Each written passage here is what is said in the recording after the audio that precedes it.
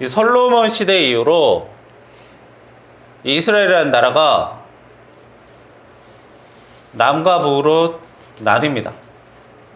가뜩이나 원래 조그만 나라였는데 거기서 또 나뉘어요. 자, 그리고 나서 점점 더 안 좋아지는데요. 북쪽 이스라엘은 계속 타락하게 되고, 그렇다고 해서 남쪽 이스라엘도 타락합니다. 자, 하나님의 선택을 받았던 그런 이스라엘이라는 나라가 지혜왕, 솔로몬 왕 이후로 분열되고 망해가고 있어요.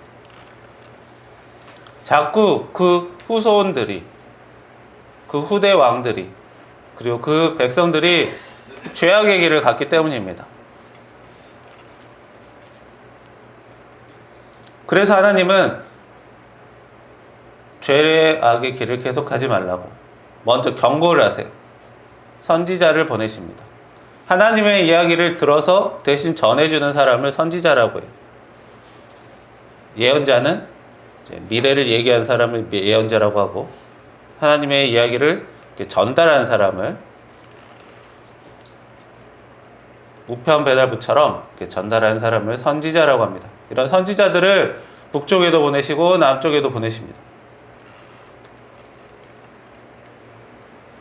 그 중에서도 이제 북쪽은 엘리야라는 선지자가 유명하고, 남쪽은 이사야라는 선지자가 유명해요.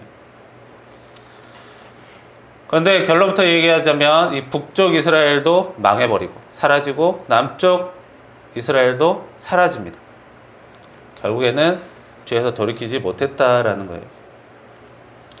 특별히 이 이사야라는 선지자가 이 남쪽 이스라엘에서 이제 와서 경고를 합니다. 왕에게. 제일 먼저 왕에게 이야기를 해야 돼요. 그래야 왕이 조치를 해주니까요. 일반 백성들에게 얘기해봤자 가장 최고 지도자에게 이야기해서 문제를 처리하는 게 가장 효과적입니다. 그 남쪽 이스라엘, 남유다라고 했는데요. 그 나라에 아하스라는 왕이 있었습니다. 그 아하스 왕 시대에 이사야라는 선지자가 찾아갑니다.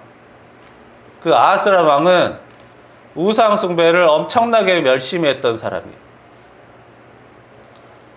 갖은 곳에다가 왕궁에 여러 가지 신에 대한 신전을 만들어 놓고, 제사 지내는 곳을 만들어 놓고, 동네 곳곳, 지방 곳곳에도 만들어 놓고, 시도 때도 없이 우상 숭배에 제사를 했던 그런 사람입니다. 왜 그랬을까요? 많은 신을 섬기고 그 신을 통해서 여기저기서 은혜를 뿌리려고 한 거예요. 간단하게 생각하죠. 단순하게 생각한 거예요. 내가 섬기는 신이 많으면 은혜도 더 많을 것이다. 욕심이죠. 그래서 거의 하루 종일 1년 365일을 우상 숭배를 하고 다닙니다. 자, 우리가 보기에는 굉장히 쓸데없는 짓이라고 생각하겠지만 정작 자신에게는 바쁜 거예요. 매일마다 우상 숭배하느라, 여기저기 제사 지내느라. 자기 딴에는 원활한 거대한 목표가 있습니다. 엄청난 은혜를 받아서 멋진 왕이 돼서 나라를 강하게 만들고 나도 위대한 왕이 돼야겠다라는 거예요.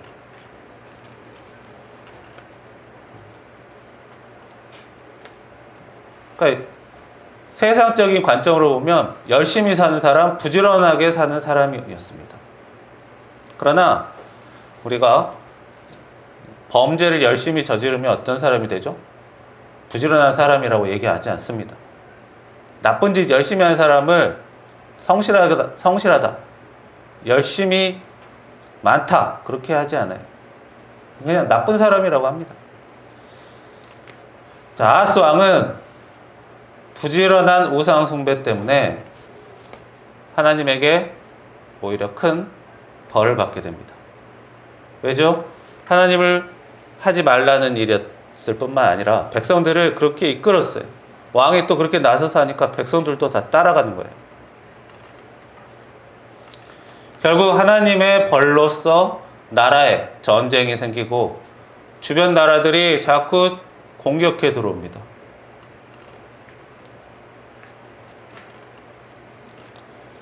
그래서 먼 옆에 나라, 위의 나라에서 막 공격이 들어와요. 자, 자기 딴에는 여러 신을 섬겨서 큰 은혜 받아서 대단한 나라, 강한 나라 만들어 보려고 했는데 오히려 열심히 했는데 결과가 나쁜 결과만 나오는 거예요. 자, 그런 와중에 하나님이 이사야를 그 아하스 왕에게 보냅니다. 그리고 해결책을 주세요.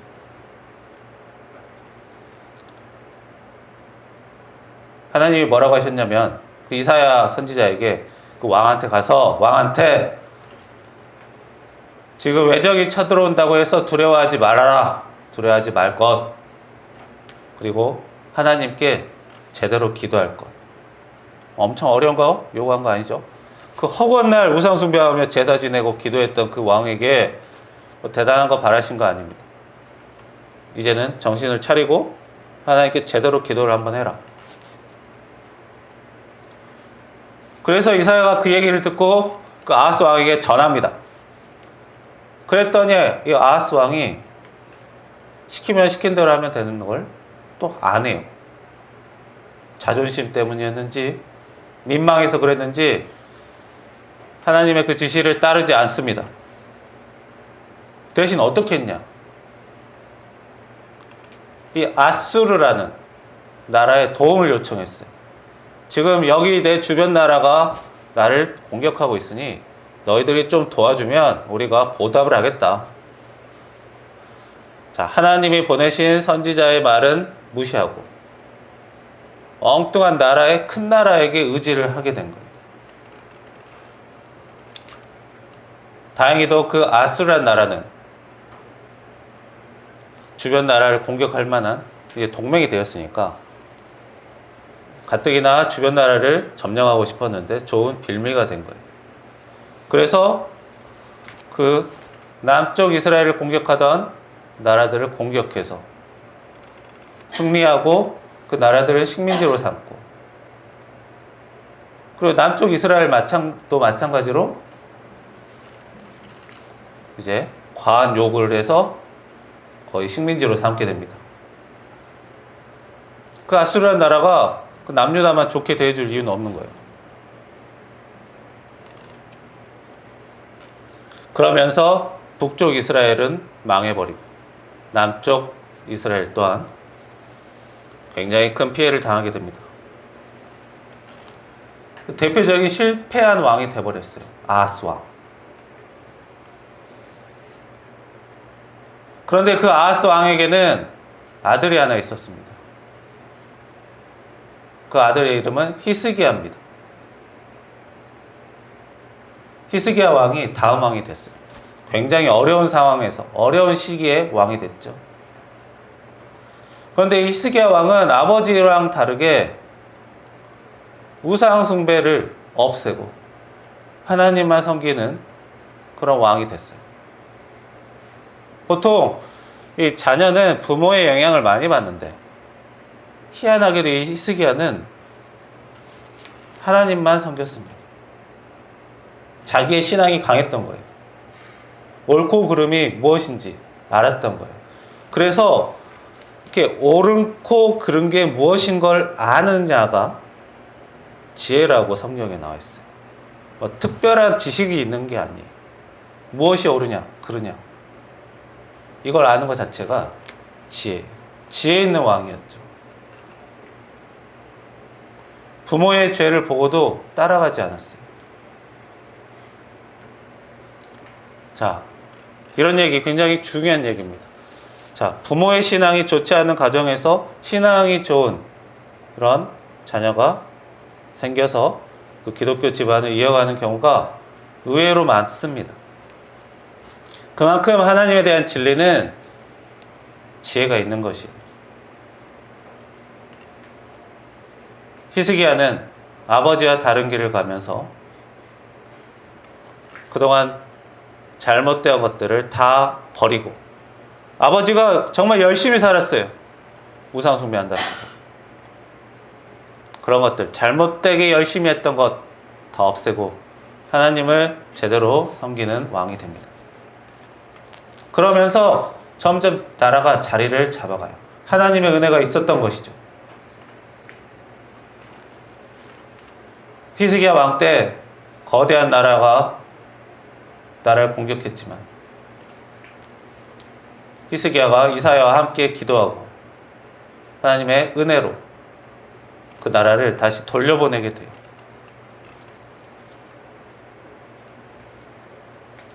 그리고 나중에 히스기야 왕이 큰 병에 들어 죽게 됩니다. 죽을 병에 들었습니다.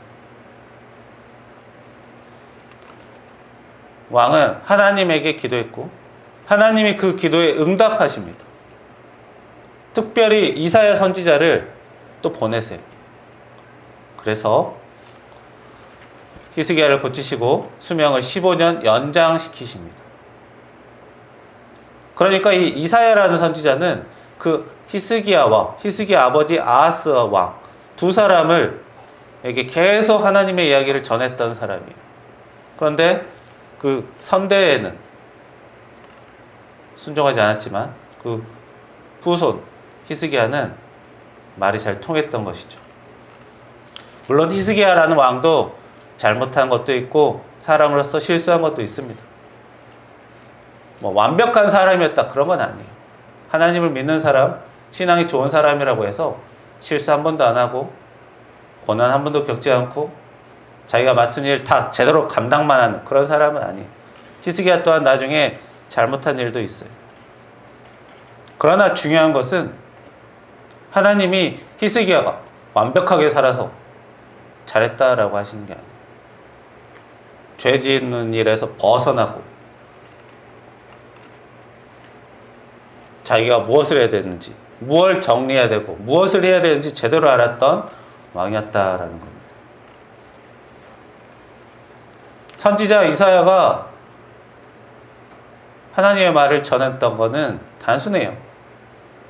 이사야 1장에 보시면 너희가 나무로 만든 우상으로 말미암아 너희가 부끄러움을 당할 것이다.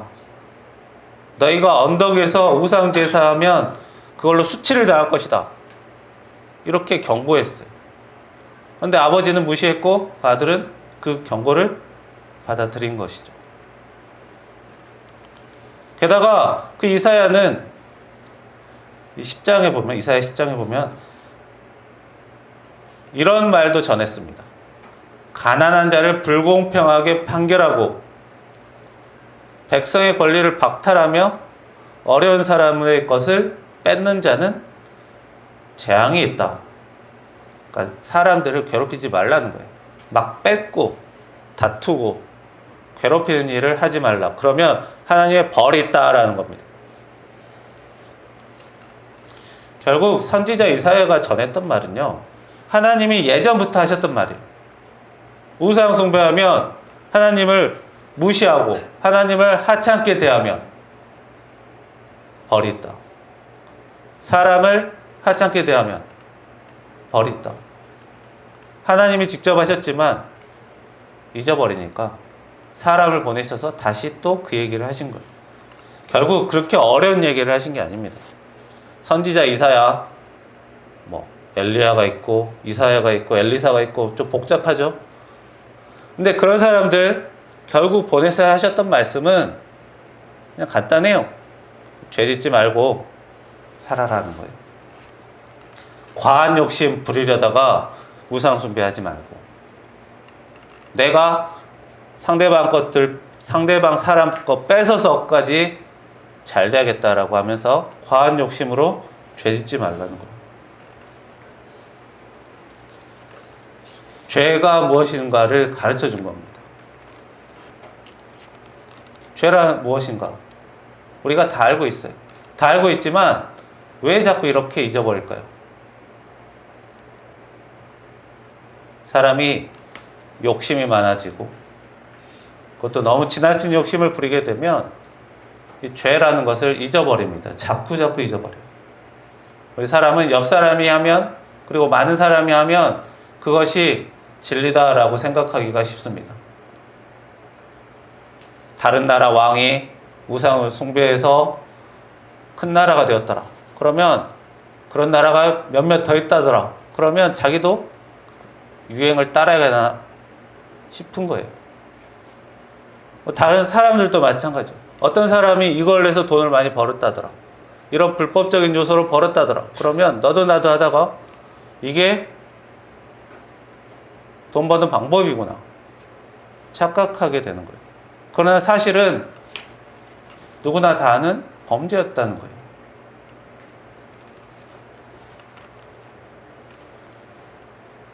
자, 하나님은 믿음이 좋은 아브라함을 선택해서 그 가문으로 이스라엘이라는 나라 세우셨어요. 그리고 그 나라에게 죄짓지 않는 거룩한 백성이 되어서 은혜의 길을 가라고 하셨어요. 죄짓지 말라고 하셨어요. 죄짓지 않으면 자연스럽게 은혜의 길로 갑니다. 그러나 우리가 과한 욕심으로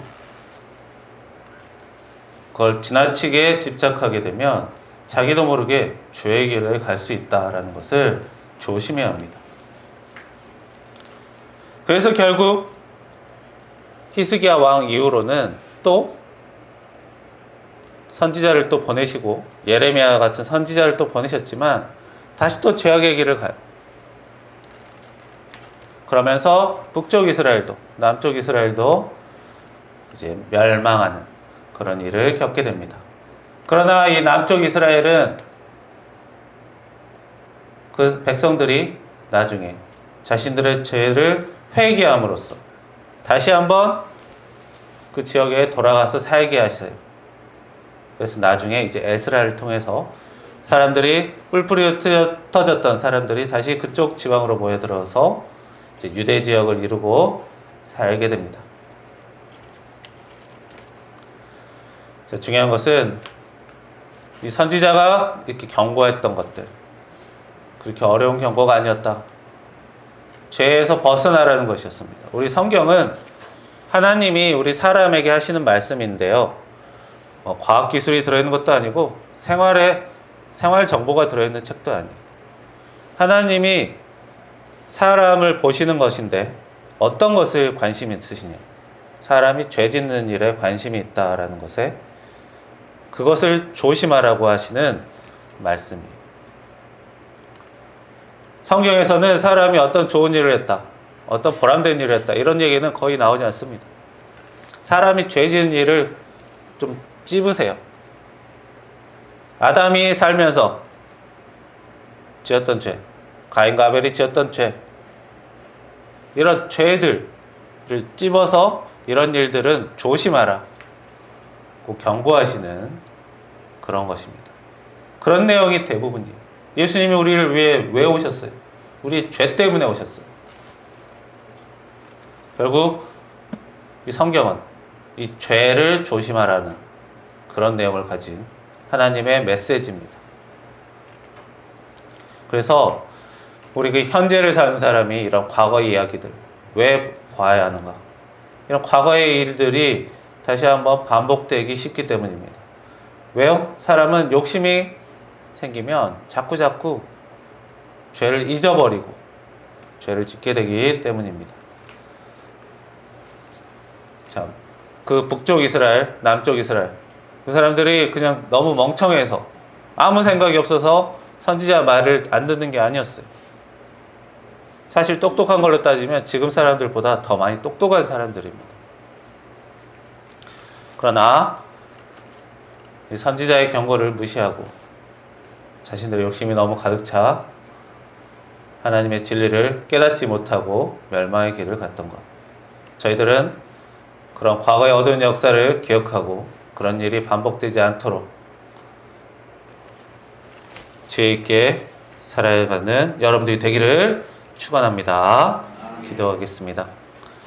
살아계신 하나님, 이사야 선지자가 그렇게나 오랜 시간 하나님의 말씀을 전했지만 듣지 않는 사람은 듣지 않았고 듣는 사람은 들었습니다. 주여, 저희들은 하나님의 말씀을 듣는 자가 되게 하셔서 멸망의 길을 가지 않는 사람이 되게 하시며 주님의 은혜 받고 보람된 삶으로 은혜의 삶을 사는 저희들 될 수 있도록 저희들 인도하여 주옵소서. 예수님의 이름으로 기도합니다. 아멘.